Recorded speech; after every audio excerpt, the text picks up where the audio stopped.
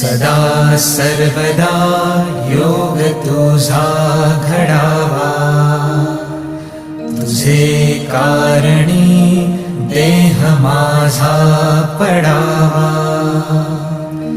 उपेशू नको गुणवंता अनंता, रघुनायका मागणे हेची आता. जय जय रघुवीर समर्थ.